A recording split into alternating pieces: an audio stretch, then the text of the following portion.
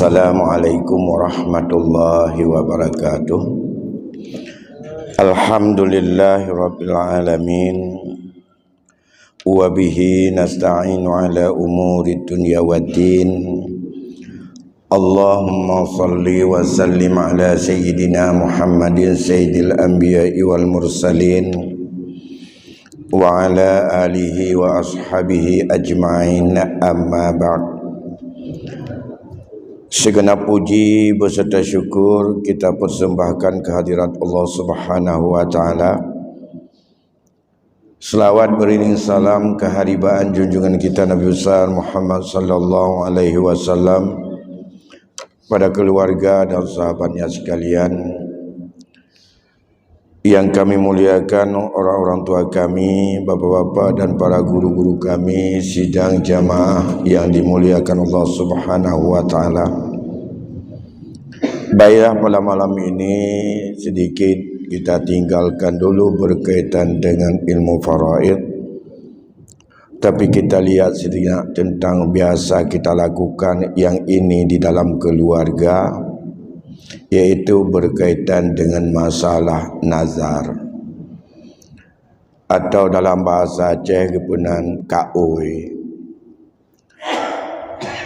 Para ulama mendefinisikan bahwa yang disebutkan nazar itu menurut Imam Ar-Rawiyani dan Imam Mawardi, al-wa'du bi khairin khassah, sebuah janji, suatu janji seseorang untuk melakukan kebaikan tertentu. Kalau demikian,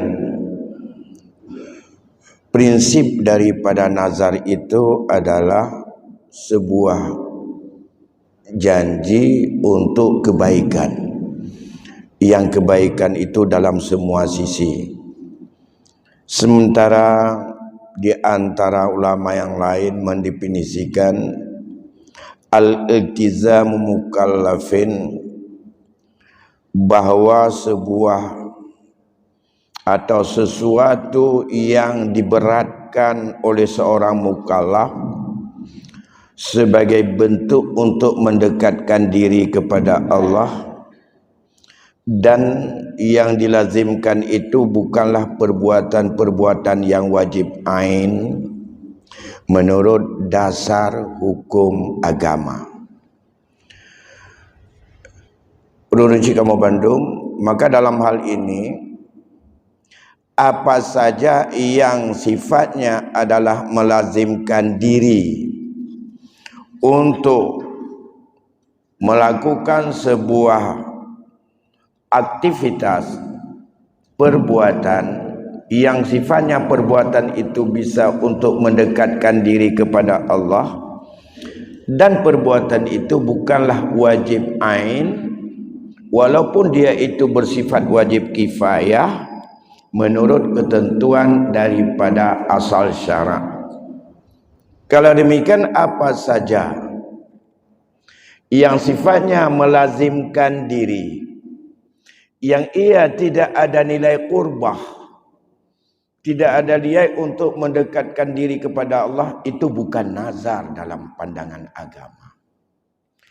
Atau melazimkan bukan kepada dirinya, melazimkan kepada orang lain yang sifatnya qurbah, itu juga bukan dalam bentuk nazar dalam hukum agama. Biasa kita yang bernazar, tapi beratnya bukan untuk kita, kepada orang lain, pada anak kita, kepada keluarga kita. Orang lain sakit, lantas kita bernazar, ya Allah, kalau dia nanti sembuh dari penyakitnya, maka dia salat 2 rakaat di masjid Geci Lemia. Dia yang salatnya.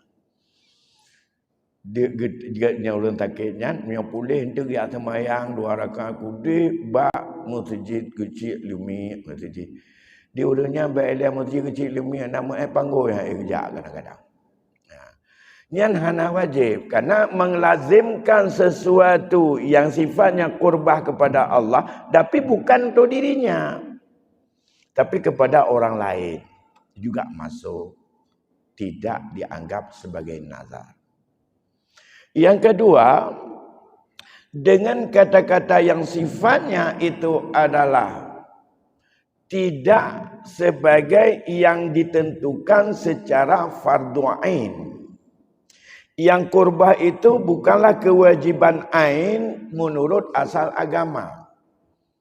Kalau demikian, melazimkan diri untuk salat maghrib, salat subuh. Ya Allah, wajib atasku besok pagi untuk aku salat subuh. Itu bukan nazar. Karena memang wajib dia. Tapi menazarkan, ya Allah, besok pagi saya salat subuh di masjid fulan. Itu berjamaah. Itu karena tempat salatnya yang wajib tidak mesti di masjid. Tapi di mana saja asal memenuhi syarat. Tapi mentakyinkan salat duhur, salat asar, salat maghrib, salat isya, salat subuh, itu pada dasar agama memang sudah wajib. Wajib in. Tapi kalau yang sifatnya wajib kifayah, yang bukan masing-masing kita dituntut untuk melakukannya, itu boleh. Walaupun itu perbuatan itu wajib.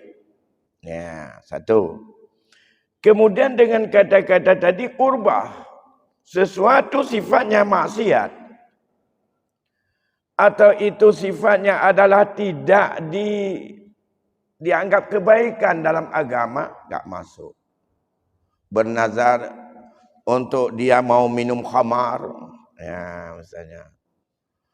Kalau nanti lazim atasku untuk aku minum khamar atau minum yang mabukan. Wajib atasku bulan ini untuk ku beliin es krim ataupun ya es menen itu sekian atau sabu-sabu sekian. Itu tidak sah menurut agama nazar itu. Tentu saja dalam hal ini bagaimana kalau nanti aku ya bisa untuk menghafal ayat ini, maka wajib atasku untuk kusembelih seekor kambing untuk pocut di baru. Itu enggak tahu siapa pocut di baru itu. Kalau yang dikehendaki pocut di baru itu makhluk halus, dan itu adalah tidak ada nilai qurbah. Karena hanya mumpuk dengan pocutnya hanya ada rupa itu. Tapi dikatanya biasa dalam masyarakat. Mana mirah halun. Macam-macam model-modelnya kan. Tapi ingat, nama janji dengan makhluk halus itu ada. Syaitan itu ada, iblis itu ada, burung itu ada, kuntilanak itu ada. Sejenis makhluk halus. Kalau berjanji dengan makhluk halus, dalam agama itu adalah bukan sebuah lazim untuk dirinya sesuatu yang sebelumnya tidak wajib. Bukan sesuatu yang lazim, yang tidak dilazimkan kepada kita. Tetapi persoalannya berjanji dengan demikian, takut dia nuntut sama kita. Kalau berani lawan dia, tak usah tunaikan itu. Lawan aja dia. Nah, baik. Makanya jangan banyak berjanji dengan syaitan. Baik dalam janji. Citbutnya citbutkan takarrub kepada Allah. Bahkan itu bisa untuk menjauhkan diri kepada Allah. Kalau hati terikat seolah-olah dialah yang memberi bekas terhadap sesuatu. Apakah itu sifat tabarrulnya mu'allak dengan sesuatu. Ataupun karena sifatnya itu lujak. Maka itu adalah menjadi melenceng daripada qurbah. Bahkan salah-salah menjadi syirik. Atau menjadi sesuatu yang dilarang oleh agama. Apa ibu yang mulia-muliakan, ada 3 rukun. Nazar itu baru terwujud. Ada mandum-mandum tetap nak rukun je. Pertama harus ada sirat, lafaz yang kita ucap, niat dalam hati tidak terwujud. Dan niat mentau dalam hati, tapi hanya takun dengan lidah, itu tidak terwujud.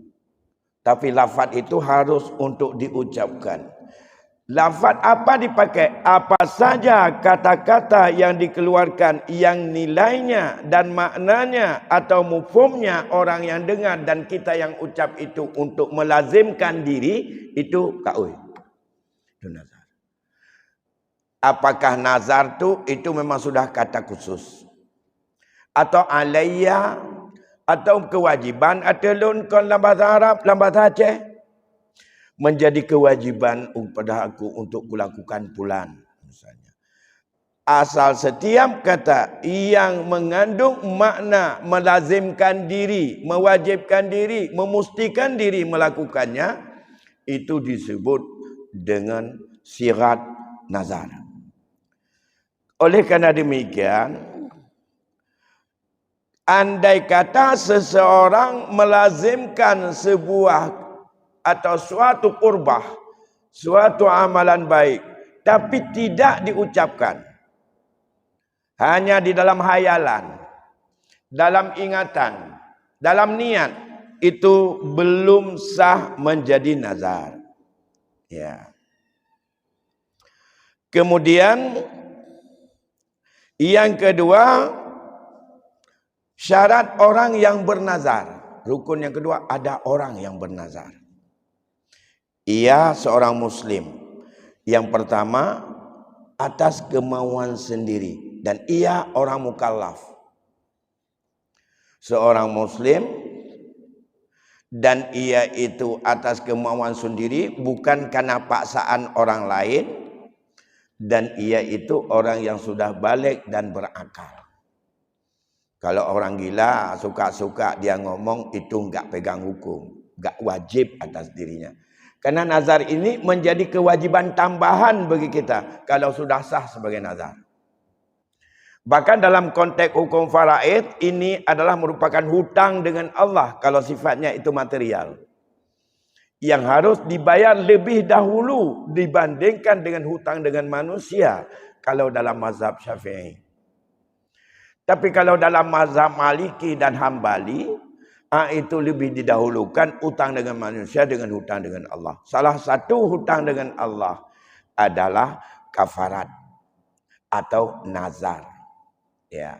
Andai kata dia bernazar dengan nilai mal atau dengan nilai itu harta.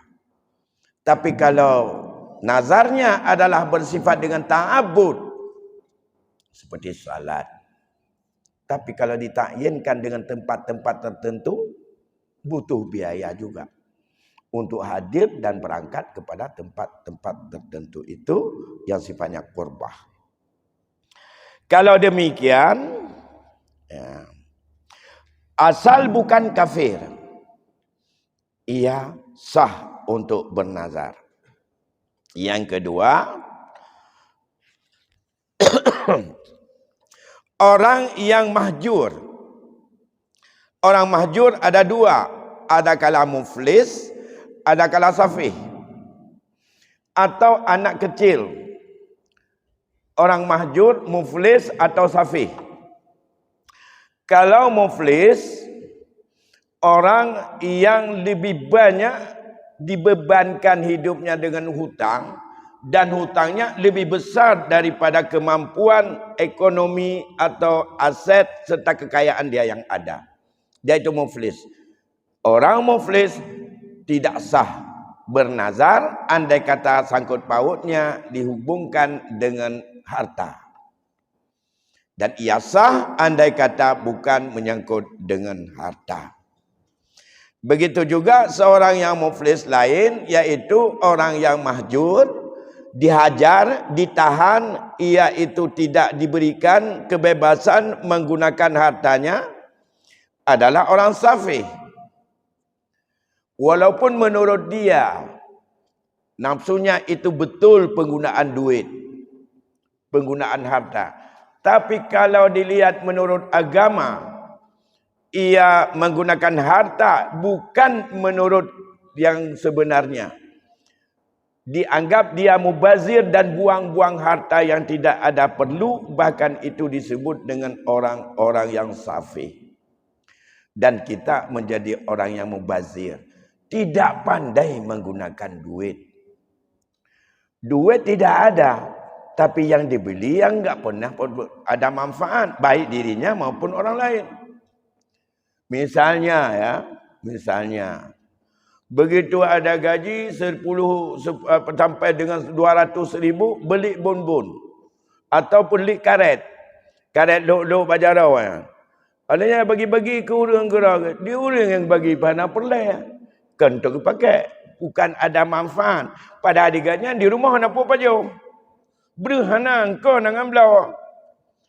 Napeng ban nama temeng ya kerja sengah mati bengah sampai teput. Mutemeng peng becut untuk jak laju ya ablah kemung.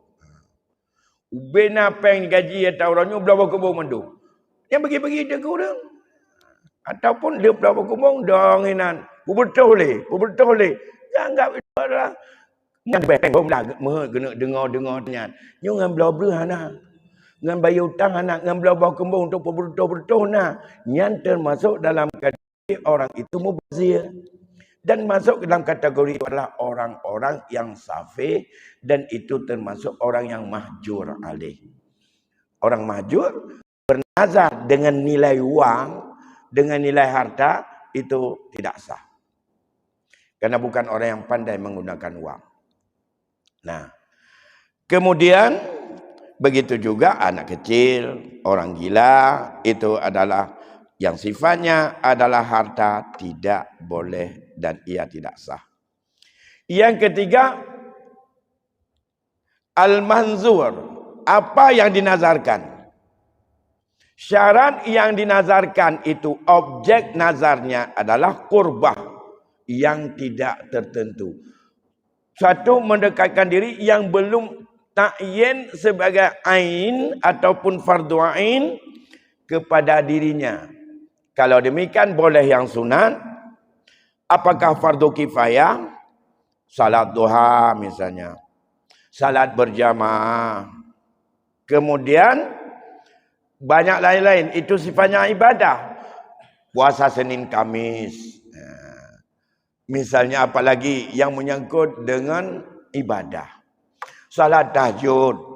Ingat, kalau sudah bernazar dengan lafaz nanti apakah pakai dengan tabarur ataupun lujat, nanti kita lihat pada ucapannya, maka menjadi itu wajib. Maka kalau berat sekali bangun sahur ataupun bangun tahajud, bernazar aja. Alayya hadhil as-salatu tahajud. Wajib atasku malam ini salat tahajud. Malam ini sudah wajib. Kalau tidak salat, kita berdosa kepada Allah. Tak mesti harus dengan pakai mu'alla alih atau ta'li. Hana mesti harus pakai jika aku dapatkan ini, aku salat tahajud 7 malam. Tak mesti. Langsung dengan mengatakan alayya lillah. Sudah. Kewajiban atasku untuk Allah malam ini salat tahajud. Kewajiban atasku untuk Allah besok salat duha. Untuk besok sudah wajib. Atau kewajiban atasku alayya lillahi ad-duha kulla yaum. Yang tanpa mati wajib. Jadi menyerencana tamah kewajiban dari 5 bawah teh. Yang tapi tiap orang wajib duha. Tiap orang wajib duha. Dan hana jalan lain tetap wajib menyohana taban dengan dosa semayang takbah semayang maghrib. Takbah semayang subuh. Menyoh takbah dengan sengaja hana uzur getanyo terkategori termasuk urung pasai. Jadi untuk pasai kon kebah semayang lehu dengan subuh mentong ataupun 5 waktu.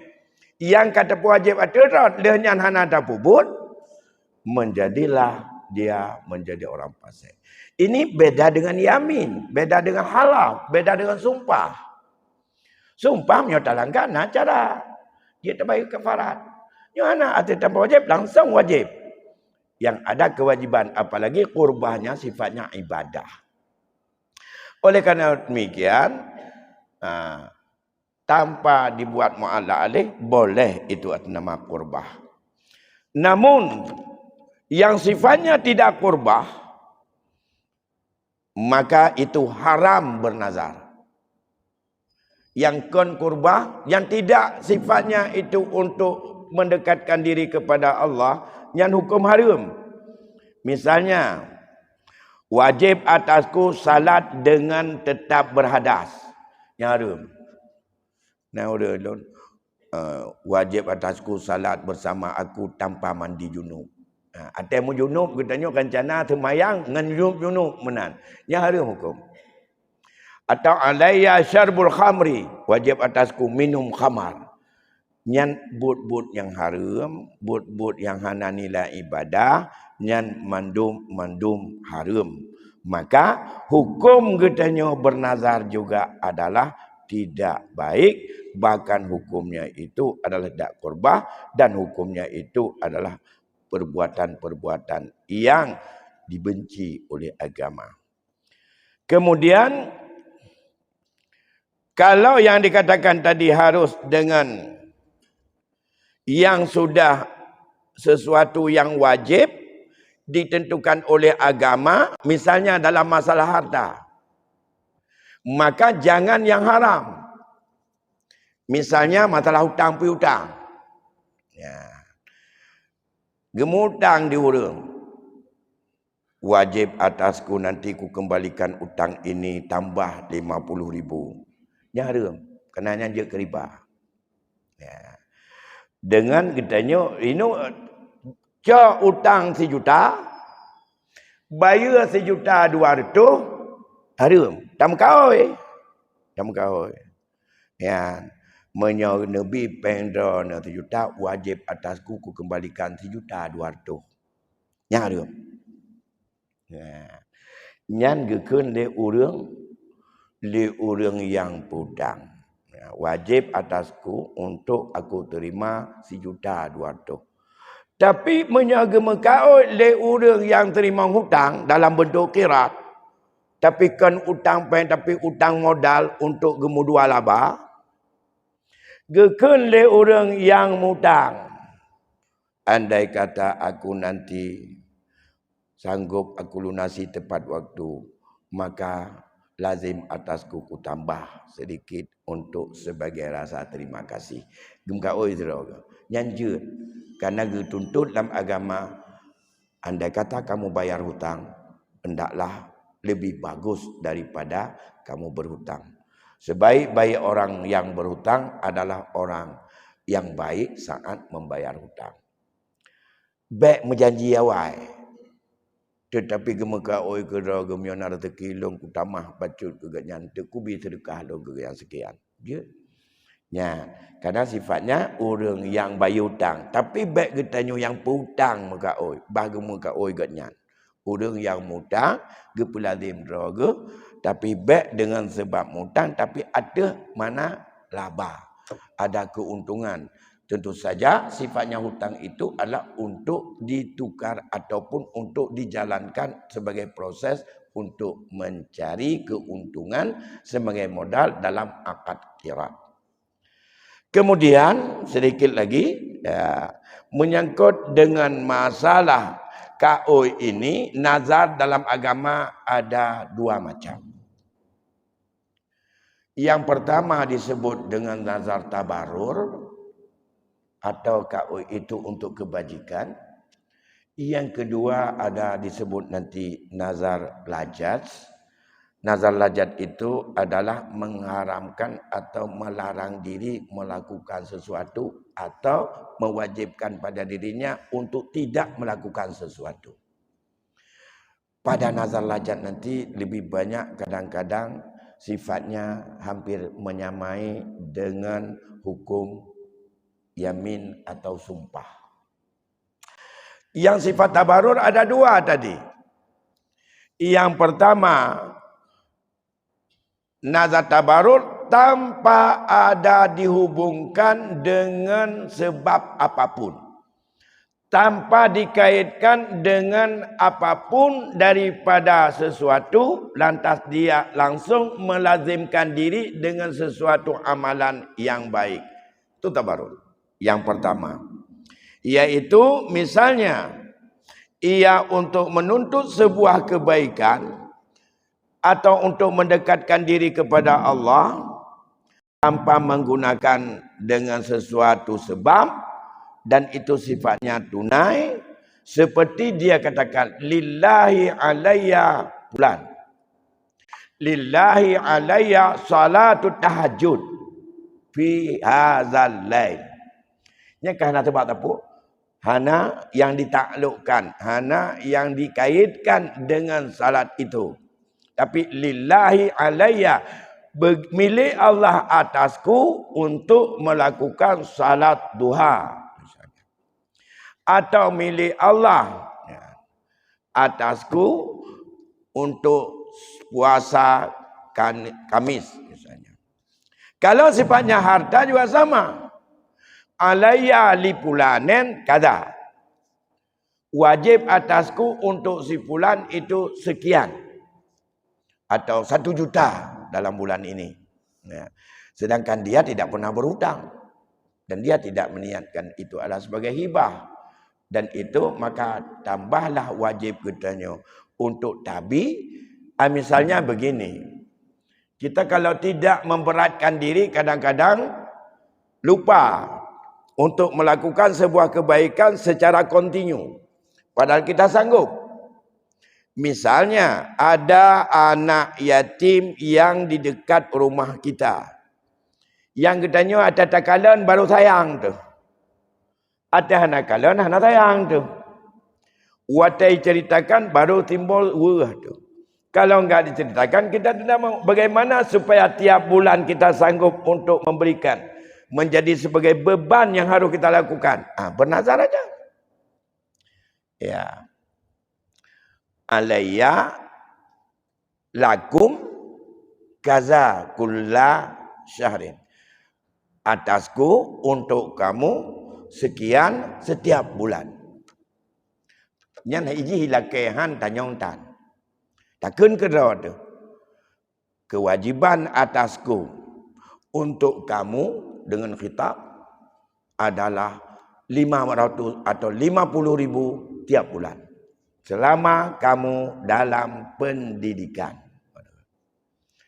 Nyan otomatis tanyo lagi tengah teman leho. Saban dengan tengah fitrah hati teruk belum puasa. Saban dengan tengah boja ket watai katuk tun. Kau wajib dagiannya saban wajib. Dengan takkan alayya lakum atau ayah lahu. Atau alayya bagi si bulan bot-botnan. Setiap bulan 50.000. Nyan atai katuk bak bulan ni tanya kau wajib untuk juk kerja. Yang kedua adalah nazar tabarur yang bersifat itu dihubungkan atau dikaitkan atau disangkutkan dalam sesuatu nikmat. Dalam sesuatu perbuatan lain untuk dia dapatkan. Kalau dihubungkan pada kebetulan mendapatkan sesuatu nikmat atau untuk menolak sesuatu bahaya, ini disebut dengan juga nilai tabarur yang ditaklikkan atau dihubungkan dengan sesuatu. Ini yang banyak. Ini yang banyak terjadi pada kita. Insyafani Allahu, jika Allah menyembuhkan aku dari sakitku, maka aku puasa 2 hari. Atau aku bersedekah untuk anak yatim. Sekian. Atau ya terserah bagaimana dia ucapkan. Yang sifatnya melazimkan diri untuk melakukan sebuah kebaikan. Baik itu amalan maupun sifatnya untuk memberikan sesuatu harta kepadanya. Ini disebut juga dengan nilai tabarur. Untuk mendapat nikmat atau untuk jauh daripada satu bala. Kita lazimkan diri untuk sesuatu kebaikan atau mendekatkan diri kepada Allah. Itu adalah nazar yang konsekuensinya menjadi wajib bagi kita. Kalau sifatnya harta sampai dengan wajib itu menjadi hutang kalau tidak ditunaikan di saat kita masih hidup. Kalau sifatnya itu amalan ibadah maka wajib lakukan dan itu berdosa yang harus untuk diganti. Oleh di saat itu tidak sempat walaupun kita berdosa. Sabah saat kapan saja teringat wajib bayu katanya. Saban lagi wajib qada semayang ciknya. Kapan mulai wajib? Yang sifatnya ditaklikkan dengan satu sifat itu, ada ulama mengatakan tidak ada sangkut paut dengan yang ditaklikkan nikmat atau bahaya. Asal kata ucap lagi yang wajib. Truk hana truk, pulih hana pulih tetap wajib. Ya, satu pendapat.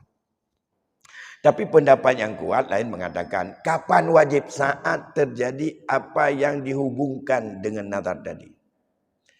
Kalau tadi dihubungkan dengan sembuh, maka begitu sembuh saat itu sudah takluk wajib itu.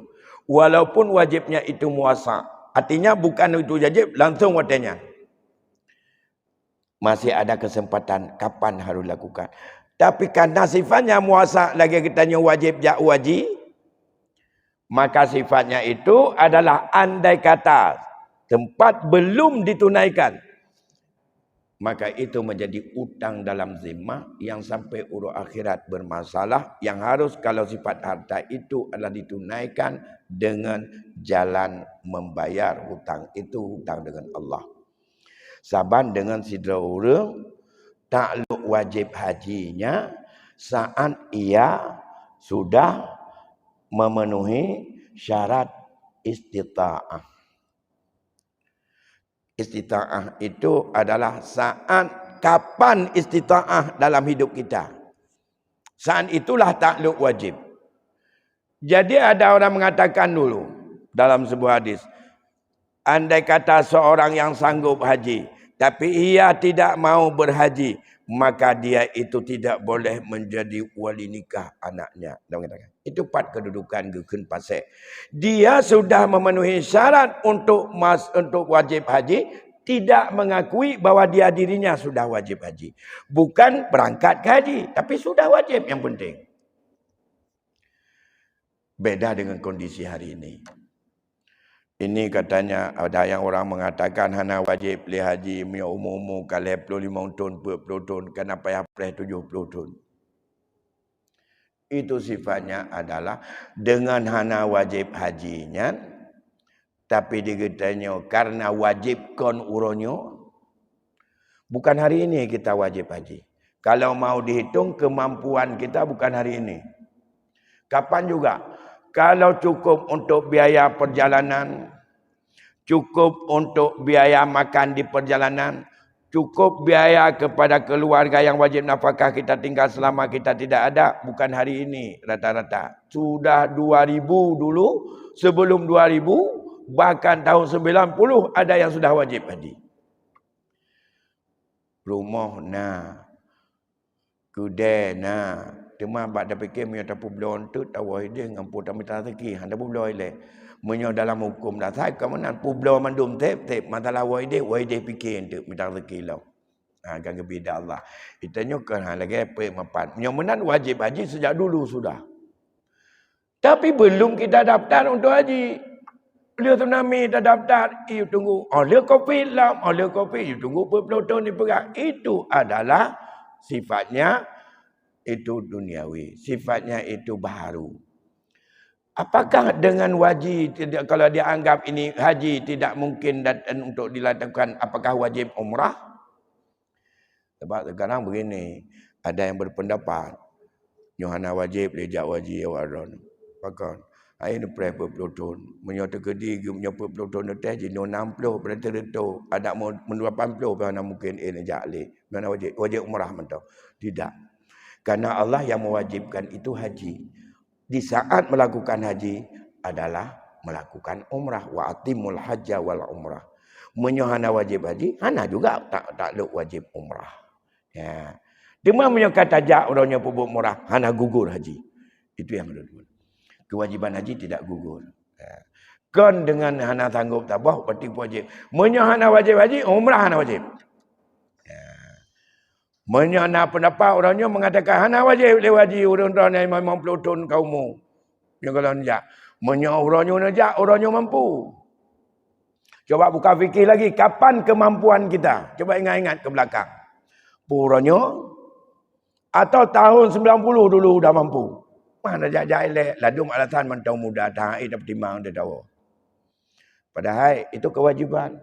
Ada sebahagian mengatakan gelemapan untuknya. Untuk tahu dia ni mit pat kerja apa dapat jual. Mungkin tak banting tulang tak tupa-tupa tahu dia kedai macam-macam untuk rumah rezeki. Kena berfikir lagi ni. Maka dalam hal ini berkaitan dengan masalah nazar juga seperti itu. Sifat tabarur yang mu'allaq, yang ditaklikkan, disangkutkan dengan sebuah kebaikan nikmat atau dihubungkan dengan sebuah terhindarnya daripada bahaya atau bala, lantas dia hubungkan itu untuk menjadi sebuah kewajiban yang sifatnya kebaikan dan mendekatkan diri kepada Allah, maka begitu terwujudnya sesuatu yang kita sangkutkan. Tak sangkutkan dengan sakit, tak sangkutkan dengan selamat. Ya Allah, menyo selamat lun dari kujaknya butruk kuban Aceh hana ahli tepuh hana bercoban, maka wajib ada lun untuk mendergahkan yatim 5 lebih betul. Tok di mana Aceh hana halangan tepuh, berarti taatnya kau wajib 5 lebihnya. Apakah tajuk watanya? Nyan hana mesti menyo hana tajuk watanya laju kita harum. Tapi apabila getanya tajuk tinggal, hana tajuk tua, adanya dalam catatan malaikat hana tua, getanya nak wajib 5 ribuan. Tuk pada bawah agak tian dadat anak peng 5 ribuan dengan bayar tetap adanya dalam akhirat getanya hutang 5 ribuan dengan Allah kewajiban. Ini yang harus kita lihat, bukan uroje wate ku pegah, wate ku kumka oi tanggung. Demajino wate terjadinya hana tanggup kule sudah pernah sanggup. Kewajiban secara muasa itu sudah dulu pernah takluk wajib atas kita. Maka andai kata hari ini tak sanggup lagi karena biaya tidak ada, tetap kewajiban itu menjadi hutang pada tirkah sampai ke akhirat. Kalau ahli waris atau dari harta kita tidak dibagi, diambil oleh ahli waris, kita tetap bayar wajib itu dengan amalan kita di akhirat itu kepada hak orang siapa yang kita berjanji kepadanya. Ya. Nyuwate karab itamong, tapi tenuk buka tanya jawab dan tuan fikirnya adalah untuk tidak mungkin. Apa dasar bahwa kalau sudah terjadi nikmat atau terlepas dari bahaya yang kita janjikan baru kita bernazar. Yang pertama adalah ayat Allah. Wa aufu bi'adillahi iza ahadtum. Itu janji. Tunaikan oleh kalian dengan janji Allah apabila kamu sudah berjanji. Itulah kita janji tadi itu. Berjanji dengan kebaikan. Kata berjanji, tunaikan. Allah kemudian dalam hadis Rasulullah juga itu juga merupakan harus ditunaikan, yaitu manakala sifat itu terjadi pada seseorang. Maka oleh karena demikian bernazarlah dengan baik. Kemudian baru kita masuki dalam yang kedua yang sifatnya adalah nazar lajat. Nazar lajat ini lebih dekat, ada kadang-kadang dia harus ditunaikan nazar, ada kadang dia itu bisa menjadi kafarat sumpah. Maka dalam hal ini sekaligus nanti pembahasan kita nazar lajat ini insya-Allah di lain kesempatan bersama dengan pembahasan tentang yamin, tentang sumpah dan itu menjadi kafarat.